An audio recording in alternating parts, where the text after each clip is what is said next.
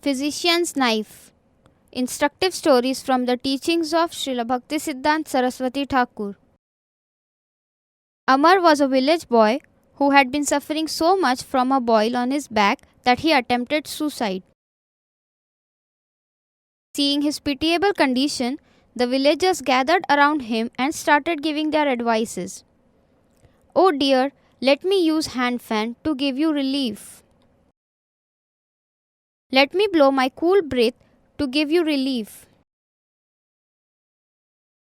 Maybe he should be given some anesthetic drug to save him from such an unbearable physical pain. He is suffering so much. Better to kill the poor child and relieve him eternally from such a painful experience. If he were dead, he wouldn't be in pain anymore. The result would be complete solace to both the disease and patient." Unnerved by such advice, the wise father of the boy immediately sent for an experienced physician, disregarding his son's so-called well-wishers. "Your child needs a minor surgery." The boy's relatives, including the boy's mother, grandmother, and others, started weeping all in a row.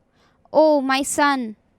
The ignorant boy also started abusing the physician in the most vulgar words, saying, "You have come to kill me. Leave me alone right now, or I must send for the police to arrest you.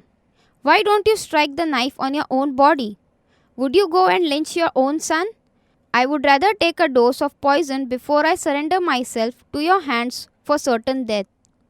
Turning deaf ear to the boy's delirious outburst, the physician held him tightly while he pressed and executed the surgical operation on the boy.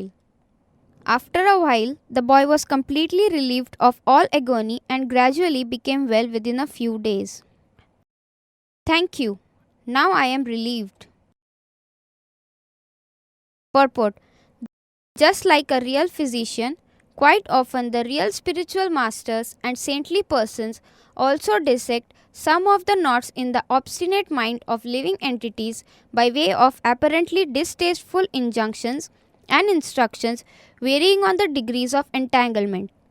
But the suffering entity is hardly inclined to agree with such injunctions and instead misapply a lot of harsh words to those saintly persons, blaspheming them as their enemies and extremely merciless executioners. So-called relatives and friends of such suffering entities strongly advocate against such surgical operation to avoid the apparent pain and uneasiness. Some such pseudo-friends, even in the name of impersonalism, advise one to commit suicide to get rid of the root. In fact, none of these ways can be fruitfully undertaken for eternal welfare of an entity. The constitutional position of a living entity is only realized after disentanglement from all unworthy mundane attachments with the help of saintly injunctions sincerely followed. This enables one to enter into the province of devotional service, which is the only way to eternal bliss and peace of mind.